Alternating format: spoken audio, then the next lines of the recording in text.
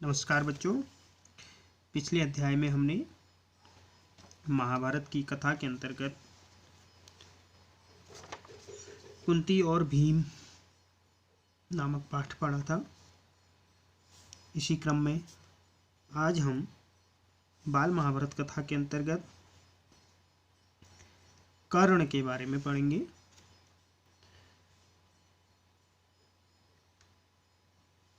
पांडवों के पहले जो गुरु थे कृपाचार्य थे और बाद में उन्होंने द्रोणाचार्य से अस्त्र शस्त्र की शिक्षा पाई। उनको विद्या में काफ़ी निपुणता प्राप्त हुई, जिस कारण एक भारी समारोह किया गया जिसमें सबने अपने कौशल का प्रदर्शन किया। सारे नगरवासी इस समारोह को देखने आए थे।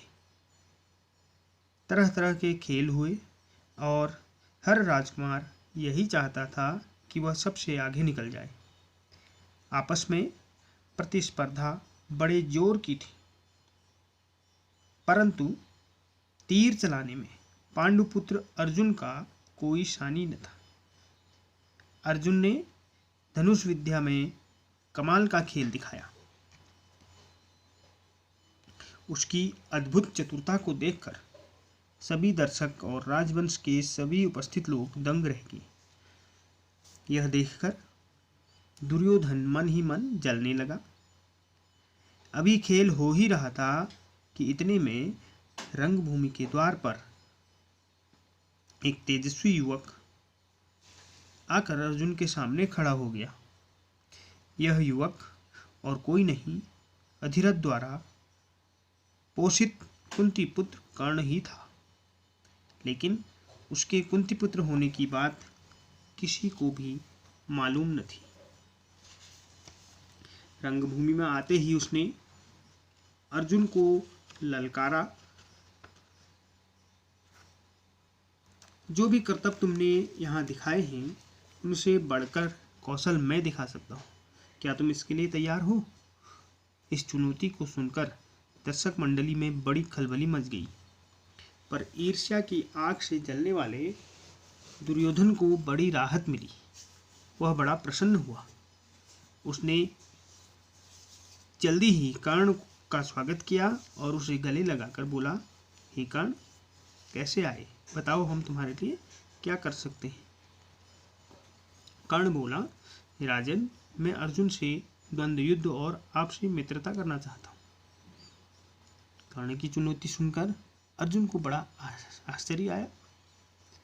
वह बोला, कर्ण, सभा में जो बिना बुलाए आते हैं और जो बिना किसी के पूछे बोलने लगते हैं वे निंदा के पात्र होते हैं। यह सुनकर कर्ण ने कहा, अर्जुन, यह उत्सव केवल तुम्हारे लिए ही नहीं मनाया जा रहा। यह प्रजाजन, इसमें सभी प्रजाजन भाग लेने का अधिकार रखते हैं। व्यर्थ की डींगे मारने से क्या फायदा? चलो तीरों से बात कर लें। कर्ण ने अर्जुन को ललकारा। जब कर्ण ने अर्जुन को यूं चुनौती दी तो दर्शकों ने तालियां बजा दी। अब उनके दो दल बन गए हैं। एक दल अर्जुन को बढ़ावा देने लगा तो दूसरा दल कर्ण को। इसी प्रकार वहां एकत्रित स्त्रियों के भी दो दल बन गए। कुंती ने कर्ण को देखते ही पहचान लिया और भय और लज्जा के मारे मूर्छित हो गई। उसकी यह हालत देखकर विदुर ने दासियों को बुलाकर उसे चेत करवाया। इसी बीच कृपाचार्य ने उठकर कर्ण से कहा, अज्ञात वीर अर्जुन तुम्हारे साथ द्वंद्व युद्ध करने के लिए तैयार है, किंतु तुम पहले अपना परिचय दो। तुम कौन हो? किसके पुत्र हो? किस राजकुल को तुम विभूषित करते हो? द्वंद्व युद्ध बराबर वालों में ही होता है। कुल का परिचय पाए बगैर राजकुमार कभी द्वंद्व युद्ध करने को तैयार नहीं होते। कृपाचार्य की यह बात सुनकर कर्ण का सिर झुक गया। कर्ण को इस तरह देखकर दुर्योधन उठ खड़ा हुआ और बोला, अगर बराबरी की बात है तो मैं आज ही कर्ण को अंग देश का राजा बनाता हूँ। यह कहकर दुर्योधन ने तुरंत पितामह भीष्म एवं धृतराष्ट्र की अनुमति लेकर वहीं रंगभूमि में ही राज्याभिषेक की सामग्री मंगवाई और कर्ण का राज्याभिषेक करके उसे अंग देश का राजा घोषित कर दिया।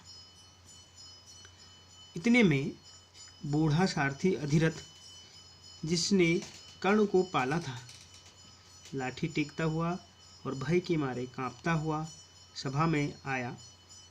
कर्ण, जो अभी अभी अंगदेश का नरेश बना दिया गया था, उसको देखते ही धनुष नीचे रखकर उठ खड़ा हुआ और पिता मानकर बड़े आदर के साथ उसके आगे सिर नवाया। बूढ़े ने भी बेटा कहकर उसे गले लगा लिया। यह देखकर भीम खूब हंसने लगा और बोला कि सारथी के बेटे, धनुष छोड़कर हाथ में चाबुक लो, वही तुम्हें शोभा देगा। तुम भला कब से अर्जुन के साथ द्वंद्व युद्ध करने योग्य हो गए। वहां भरी सभा में कर्ण की हंसी उड़ाई गई। यह सब देखकर सभा में खलबली मच गई। इस समय सूरज भी डूब रहा था, इस कारण सभा विसर्जित हो गई। मसालों रोशनी में दर्शकवृंद अपनी अपनी पसंद के अनुसार अर्जुन, कर्ण और दुर्योधन की जय बोलते जाते थे। इस घटना के बहुत समय बाद एक बार इंद्र ब्राह्मण के वेश में अंग नरेश कर्ण के पास आते हैं और उनके जन्मजात जो कवच और कुंडल हैं उनको वह दान में मांगते हैं। इंद्र को डर था कि भावी युद्ध में कर्ण की शक्ति से अर्जुन पर विपत्ति आ सकती है। इस कारण कर्ण की ताकत कम करने की इच्छा से उन्होंने उनसे यह भिक्षा मांगी थी और दीपकों की। कर्ण को सूर्यदेव ने पहले ही सचेत कर दिया था कि उसे धोखा देने के लिए इंद्र ऐसी चाल चलने वाले हैं, परंतु कर्ण इतना दानी था कि किसी के कुछ मांगने पर वह मना कर ही नहीं सकता था। इस कारण यह जानते हुए भी कि भिखारी के वेश में या ब्राह्मण के वेश में इंद्र हैं, कर्ण ने अपने जन्मजात कवच कुंडल निकालकर दान में दे दिए। इस अद्भुत दानशीलता को देखकर इंद्र चकित रह गए और उन्होंने कर्ण की प्रशंसा करते हुए बोले, कर्ण, मैं तुमसे बहुत प्रसन्न हूँ, तुम जो भी वरदान मांगना चाहो मांग सकते हो। कर्ण ने देवराज से कहा, यदि आप प्रसन्न हैं तो मुझे अपना शक्ति अस्त्र, शक्ति नामक जो शस्त्र है शत्रुओं का संहार करने वाला, मुझे प्रदान कीजिए। बड़ी प्रसन्नता के साथ वह अपना शस्त्र कर्ण को देते हुए बोले, देवराज ने कहा, तुम जिस किसी को भी लक्ष्य करके इसका प्रयोग करोगे वह अवश्य ही मारा जाएगा, परंतु एक ही बार तुम इसका प्रयोग कर सकोगे। तुम्हारे शत्रु को मारने के बाद यह मेरे पास वापस आ जाएगा। इतना कहकर इंद्र चले गए। एक बार कर्ण को परशुराम जी से ब्रह्मास्त्र सीखने की इच्छा हुई, इसलिए वह ब्राह्मण के वेश में परशुराम के पास गए और प्रार्थना की कि उसे शिष्य स्वीकार करने की कृपा करें। परशुराम जी ने उसे ब्राह्मण समझकर शिष्य बना लिया। इस प्रकार छल से झूठ बोलकर कर्ण ने ब्रह्मास्त्र चलाना सीख लिया। एक दिन परशुराम कर्ण की जांघ पर सिर रखकर सो रहे थे। इतने में ही एक काला भौरा कर्ण की जांघ के नीचे घुस गया और काटने लगा। कीड़े के काटने से कर्ण को बहुत पीड़ा हुई और जांघ से लहू की धारा बहने लगी, पर कर्ण ने इस भय से कि कहीं गुरुदेव की नींद न खुल जाए, जांघ को जरा भी हिलाया नहीं। जब खून से परशुराम की देह भीगने लगी तो उनकी नींद खुल गई। उन्होंने देखा कि कर्ण की जांघ में खून बह रहा है। यह देखकर परशुराम बोले, कर्ण, सच बताओ तुम कौन हो। तब कर्ण असली बात न छिपा सका। उसने स्वीकार किया कि वह ब्राह्मण नहीं बल्कि सूत पुत्र है। यह जानकर परशुराम को बड़ा क्रोध आ गया और उन्होंने उसी घड़ी उसी समय कर्ण को शाप देते हुए कहा कि तुमने अपने गुरु को ही धोखा दिया है, अपने गुरु से ही झूठ बोला है, इसलिए जो विद्या तुमने सीखी है वह अंत समय में, जिस समय तुम्हें उसकी अधिक आवश्यकता होगी, वह तुम्हारे कुछ काम नहीं आएगी, तुम उसे भूल जाओगे। और रणक्षेत्र में जब तुम रथ का पहिया तुम्हारा पृथ्वी में धंस जाएगा। परशुराम जी का यह शाप झूठा भी नहीं हुआ। जीवन भर कर्ण को उनकी सिखाई ब्रह्मास्त्र विद्या याद रही, पर जब कुरुक्षेत्र में अर्जुन के साथ उसका सामना हुआ तो वह उस विद्या को भूल गया। श्रापवश परशुराम जी का जो श्राप था उसके कारण वह उस विद्या को भूल गया। दुर्योधन के घनिष्ठ मित्र कर्ण ने अंत समय तक कौरवों का साथ नहीं छोड़ा। कुरुक्षेत्र के युद्ध में भीष्म तथा आचार्य द्रोण के आहत हो जाने के बाद दुर्योधन ने कर्ण को ही कौरव सेना का सेनापति बनाया था। कर्ण ने 2 दिन तक अद्भुत कुशलता के साथ युद्ध का संचालन किया।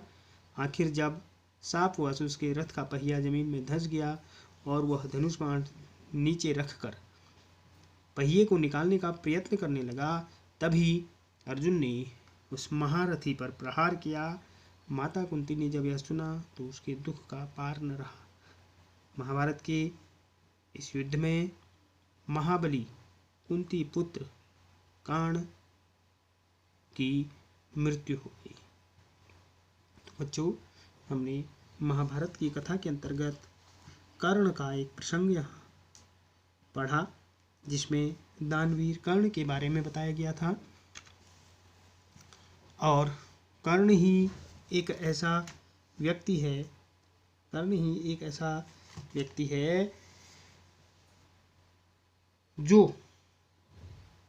जिसने असली मित्रता की परिभाषा दी और अंत समय तक भी अपने मित्र दुर्योधन का साथ नहीं छोड़ा। और इस महाभारत की कथा में एक कर्ण ही ऐसा पात्र है जिसके साथ सबसे अधिक अन्याय हुआ है। इसके बारे में भी हम आगे चर्चा करेंगे, आगे पढ़ते रहेंगे। और आज के लिए इतना ही। धन्यवाद।